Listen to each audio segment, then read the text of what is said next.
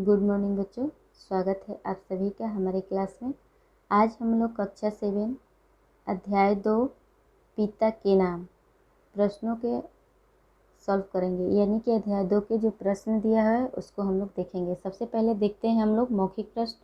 मौखिक प्रश्न का पहला क्वेश्चन है, कौन किसे पत्र लिख रहा है? आंसर, पुत्र का पिता अपने पिता यानी कि अपने पुत्र के दादाजी को पत्र लिख रहा है। क्वेश्चन नंबर 2, पोता दादाजी का ईमेल अकाउंट किस लिए पूछ रहा है? आंसर, पोता दादाजी से इंटरनेट के माध्यम से चैट करना चाहता था।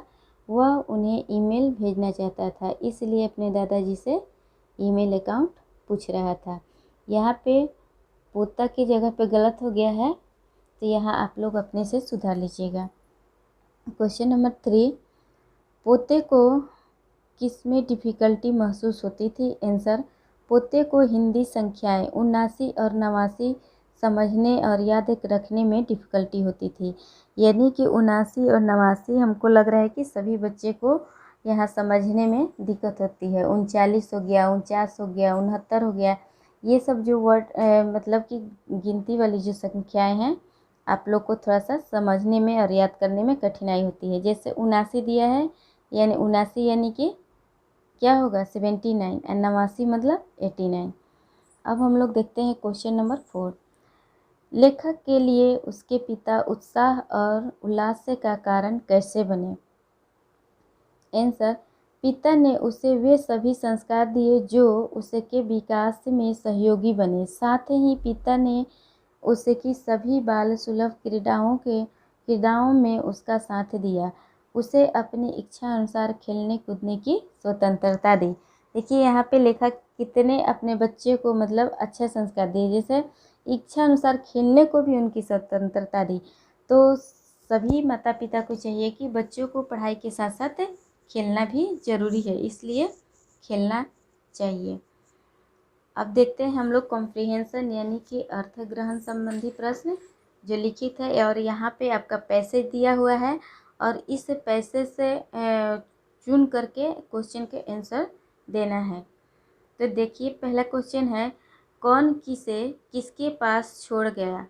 आंसर, पत्र लेखक का पिता उसे अपने पिता यानी कि उसके दादाजी के पास छोड़ गया था। जल तरंग कौन बजाता था? आंसर, जल तरंग पत्र लेखक के पिता के दादाजी बजाया करते थे। क्वेश्चन नंबर 3, किसका बेटा किससे क्या पूछ रहा है? आंसर, पत्र लेखक का बेटा उससे पूछ रहा है कि जल तरंग को इंग्लिश में क्या कहते हैं, गांव कैसा होता है, गिल्ली डंडा को इंग्लिश में क्या कहते हैं, छिछली इंग्लिश में क्या होती है, यानी कि छिछली को भी इंग्लिश में क्या कहते हैं। छिछली आप लोग समझ रहे हैं, यदि कि पानी में हम लोग एक छोटे से ईंटे या कंकड़ के टुकड़े से मारते हैं जिससे छिछली होती है। जो गांव के ग्रामीण क्षेत्र के बच्चे होंगे वो अच्छी तरह से जानते होंगे, वो तो ये खेल भी खेले होंगे छिछली वाला। ठीक, तो वही ये लेखक का लड़का पूछ रहा है कि छिछली का इंग्लिश क्या होगा। अब हम लोग देखते हैं लघु उत्तरीय प्रश्न। लघु उत्तरीय प्रश्न का पहला क्वेश्चन है, लेखक का बेटा नई जनरेशन का कैसे है? आंसर, अभी उसकी उम्र कुल 10 वर्ष है। आज की पीढ़ी इन दिनों के चलन में के मुताबिक अंग्रेजी शब्दों को आसानी से सीख लेती है, जबकि हिंदी शब्दों को जानने और याद रखने में उसे कठिनाई होती है। मतलब लेखक क्या कर रहा है कि आजकल के जो बच्चे हैं इंग्लिश आसानी से सीख लेते हैं और हिंदी ही कठिनाई से सीखते हैं। क्वेश्चन नंबर 2, लेखक को अपने पिताजी पर गर्व क्यों है? आंसर, लेखक के पिता ने बचपन में उसे संस्कारवान बनाया, उसे आगे बढ़ने की प्रेरणा दी, हर कदम पर उसका साथ दिया, उसका मार्गदर्शन किया, विवेक पर चलना सिखाया, इसलिए लेखक को उन पर गर्व है। क्वेश्चन नंबर 3 है, दादाजी ने उसे अधिक खतरनाक बताया था। दादाजी ने किसे अधिक खतरनाक बताया था? तो दादाजी ने भूतों से भी अधिक खतरनाक उन बुरे लोगों को बताया था जो जंगल उजाड़ रहे हैं, नदी नालों को गंदा कर रहे हैं, इंसानों और पशुओं को मार रहे हैं। तो वो लोग को भूत से भी अधिक खतरनाक बताए हैं। कौन? दादाजी। क्वेश्चन नंबर 4 है, घर में बड़ों के होने पर कैसा लगता है? घर में बड़ों के होने पर ऐसा लगता है जैसे सिर पर किसी बड़े बुजुर्ग का साया हो। मतलब कि घर में बड़े बुजुर्ग रहते हैं तो हमारा घर बहुत अच्छा लगता है। क्वेश्चन नंबर 1 है दीर्घ उत्तरीय का। मुझे याद आता है एक बच्चा जो, कौन है वह बच्चा, उसे क्या क्या याद आ रहा है। मतलब कि कौन है, यानी कि खुद लेखक ही है, ठीक ना, इस क्वेश्चन में पूछ रहा है। तो अब हम लोग आंसर देखते हैं। वह बच्चा लेखक स्वयं है, उसे याद आ रहा है अपना बचपन, जब वह मज़े से हलवाई की दुकान पर गर्मा गर्म जलेबियाँ और समोसे खाता था, रविवार को रामबाग में गुब्बारे उड़ाता था, कच्चे खेलता था, झूलों पर झूलता था, आम अमरूद खाता था, चिड़ियाघर में जीव जंतु देख कर चहकता था, तितलियाँ पकड़ता था, इंद्रधनुष देख कर किलकारियाँ मारता था, जुगनुओं के पीछे भागता था, कबूतरों को दाना डालता था, फूलों को कलियों को सहलाता था, कुत्ते बिल्लियों के बच्चों को पुचकारता था, पिता के साथ रोज सुबह कैंपस की सैर को जाता था और छुट्टी वाले दिन उनके साथ बागवानी करता था। अब हम लोग देखेंगे क्वेश्चन नंबर 2। बुरे लोगों के बारे में दादाजी के क्या विचार थे, वे कौन लोग होते हैं। आंसर, दादाजी बुरे लोगों की करतूतों को लेकर के चिंतित रहते थे। वे उन्हें समाज का शत्रु समझते थे। ऐसे लोग पेड़ काट लेते थे, जंगल उजाड़ देते थे, नदी नाले गंदे कर देते थे, इंसानों पशु पक्षियों को मार डालते थे। इनके इस गलत कामों से एक और पर्यावरण संतुलन बिगड़ता है, दूसरी ओर पर्यावरण प्रदूषित भी होता है। उनकी हिंसक गतिविधियों से समाज में भय का वातावरण बनता था। Question number 3। लेखक अपने बेटे को अपने पिताजी के पास मिलाने क्यों ले जाना चाहता था। आंसर, लेखक चाहता था कि जैसे उसे अपने दादाजी के पास रहने का अवसर मिला था, उसका बेटा भी अपने दादाजी के पास रहे, उनसे ढेर सारी कहानियाँ सुने, बातों बातों में ही अच्छे संस्कार ग्रहण करे, अपने पिता के नेक कामों के बारे में जाने, बेईमान होने और बेईमानी होने का अंतर समझे, अपनी अंतर आत्मा की आवाज़ सुनना सीखे। मतलब कि लेखक क्या सोच रहे हैं कि मेरा भी बेटा जाए और दादाजी से सारे संस्कार सारे गुण सीख ले। कैसे, पढ़ कर के नहीं, कथा में कहानियों में घूमते फिरते, ठीक ना, खेलते कूदते सारे संस्कार वो सीख ले। Question number 4। पाठ में कितनी पीढ़ियों का उल्लेख है, लेखक किस पीढ़ी का है। आंसर, इस पाठ में 4 पीढ़ियों का उल्लेख किया गया है। लेखक अपने दादाजी के साथ बिताए समय को याद करता है, उनकी दी हुई सीख का अपने जीवन में महत्व स्वीकारता है। वह अपने पिता को पत्र लिखकर उनकी लिखावट की प्रशंसा करता है। वह चाहता है कि उसका पुत्र भी अपने दादाजी के साथ रहकर उन्हें जाने समझे। वह अपने पुत्र के विषय में लिखता है कि 21वीं सदी का यह बच्चा लेखक के द्वारा बचपन में खेले गए खेलों से बिल्कुल अनजान है। एक पीढ़ी लेखक की है जो इन तीनों पीढ़ियों से जुड़ा है। कहने का मतलब कि लेखक चाहते थे कि मैं जो खेल खेला हूँ वो सब मेरा बेटा भी खेले, उसको भी एंजॉय करे, क्योंकि लेखक का जो बेटा था वो शहर में रहता था और लेखक गाँव में रहते थे। तो उनका बेटा जो था लेखक का तो छिछली खेलना, गिल्ली डंडा खेलना वो सब नहीं सीखा था, लेकिन लेखक का क्या इच्छा था कि मेरा भी बेटा जाए गांव में और ये सारे खेल खेले और इस पहले के खेल को जाने समझे। अब हम लोग देखते हैं क्वेश्चन नंबर 5। इस पाठ्य का मुख्य स्वर क्या है, क्या लेखक कुछ संदेश देना चाहते हैं। आंसर, इस पाठ्य में कहा गया है कि प्रत्येक पीढ़ी का कर्तव्य है कि वह अगली पीढ़ी पर ध्यान तो दे, पर साथ ही उसे अपनी तरह जानने की पूरे अवसर दे। यहाँ पे होगा जानने की, मतलब कि जो पीढ़ी चल रहा है आज की डेट में उस पर तो ध्यान देना अनिवार्य है, मतलब उसको ध्यान देना है, लेकिन साथ ही साथ क्या करना है, हमें पिछले पीढ़ी पर भी ध्यान देना है, उसके लिए भी अवसर देना है। उससे अच्छे संस्कार दें, जब आवश्यकता हो तब उसका मार्गदर्शक भी बने, ठीक ना। जैसे कि जब उसकी आवश्यकता पड़ती है तो उसका मार्गदर्शन भी हमें करना चाहिए। अपना विकास से करने की छूट दें, मतलब कि बच्चों को अपना विकास खुद से करने की छूट दिया जाए। उससे मित्रवत व्यवहार करें, मतलब ये नहीं कि माता पिता है तो उसको पूरे दिन डांटते रहिए कि पढ़िए पढ़िए पढ़िए, नहीं, उसके साथ मित्रवत व्यवहार करना है, दोस्त की तरह रहना है।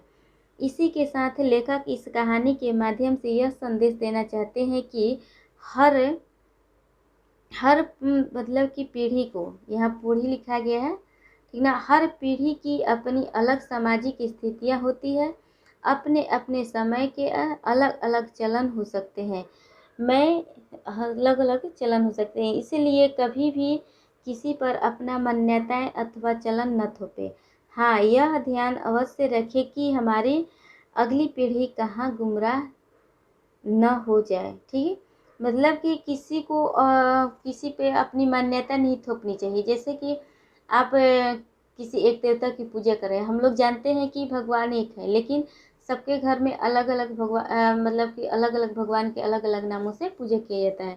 तो मतलब किसी पे ये ना थोपा जाए कि आप सरस्वती माता की पूजा करते हैं तो सरस्वती माता का ही पूजा कीजिए, आप दूसरे भी किए। और कह रहे हैं यहाँ पे लेखक कि इतना भी हमें मतलब कि आज़ादी नहीं देना चाहिए कि हमारा जो पीढ़ी आ रहा है, जैसे कि मान लीजिए कि पैर छूने की हमारे हिंदू धर्म में परंपरा है कि अपने माता पिता को पैर छूकर प्रणाम करते हैं, तो ये परंपरा हमें भूलना नहीं चाहिए, ठीक।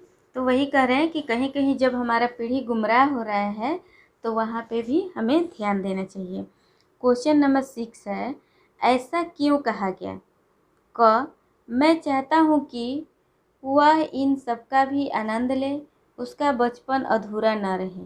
आंसर, कुछ शरारतें, कुछ खेल ऐसे होते हैं जो बचपन में ही खेले जा सकते हैं। उम्र बढ़ने के साथ वे तमाम खेल खुद को ही बचकाने लगने लगते हैं। लेखक नहीं चाहता कि उसका बेटा निरे बचपन में घर में ही घुसा रहे। वह घर से बाहर निकले, देश दुनिया को जाने, बचपन में स्फूर्ति देने वाले खेलों में रुचि ले।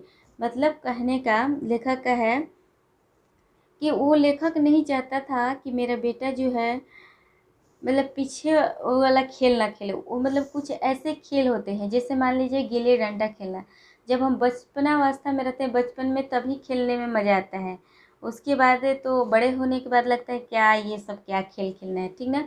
तो लेखक यही चाहते थे कि जो बचपन वाली खेल है, ठीक, जैसे मान लीजिए कि बचपन में बच्चे क्या करते हैं कि आम के पेड़ों पे ढेला मार देते हैं। अगर आम के रखवारे है वहाँ पे, तो वो कह देगा कि आपको आम नहीं तोड़ना है, लेकिन बच्चा तो देखता रहेगा कि कब इनका यहाँ से नज़र हटे और मैं ढेला चला करके चल दूँ।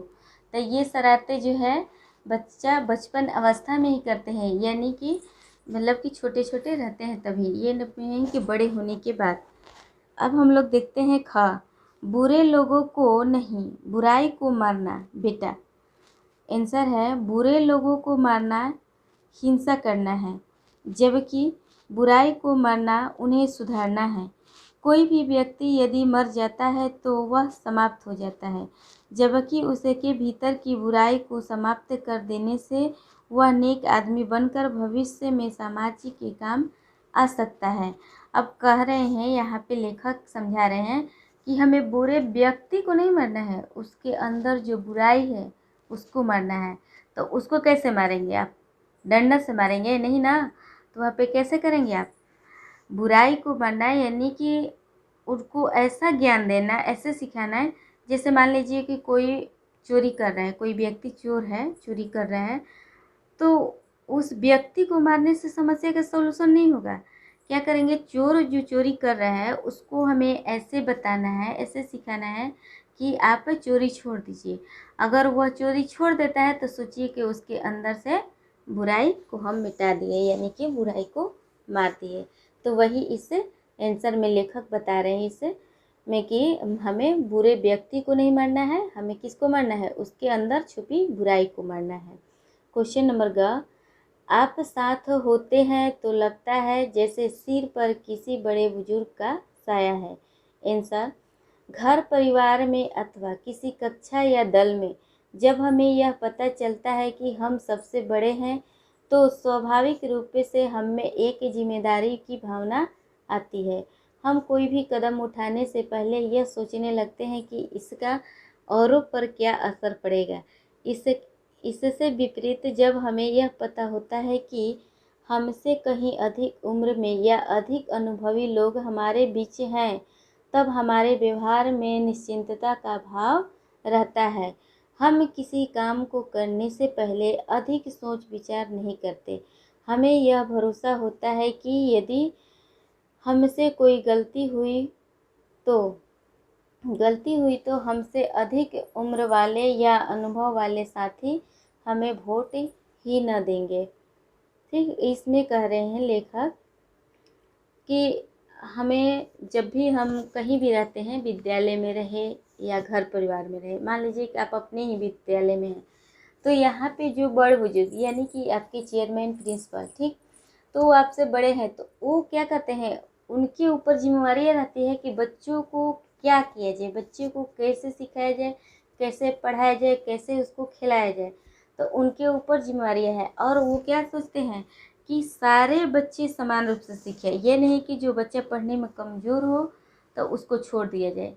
ये मतलब कि चेयरमैन सर का, प्रिंसिपल सर का क्या है आपका, मतलब उसमें उनका दायित्व बनता है कि सारे बच्चों को ध्यान दे कर के आगे चले, और ऐसा ही होता है। ठीक, तो वही लेखक बता रहे हैं कि घर में बड़े बुजुर्ग लोग हो तो ऐसा ही होता है। जैसे आप अपने माता पिता को सोच लीजिए कि वो कितने मतलब कि सबको ख्याल रखते हैं, आपके भाई बहन, माँ को, दादाजी को, दादी माँ को, सबको ख्याल रखते हैं आपके पिताजी। तो इसी तरह से बड़े बुजुर्ग का रहना बहुत ज़रूरी है। तो इस चैप्टर में इतना ही क्वेश्चन था जिसको हम सॉल्व कर दिए हैं। आप लोग इस क्वेश्चन का आंसर अपने फेयर कॉपी पे लिख लीजिएगा और इसको कोशिश करिएगा, एक दो बार पढ़िएगा, एक दो बार इस वीडियो को सुनिएगा। तो सुनने से भी क्या होगा, आपको इसका सभी प्रश्नों का आंसर याद हो जाएगा और आसानी से आप लोग लिख सकते हैं। तो आज के लिए इतना ही, फिर हम लोग मिलते हैं अगले वीडियो में। तब तक के लिए धन्यवाद।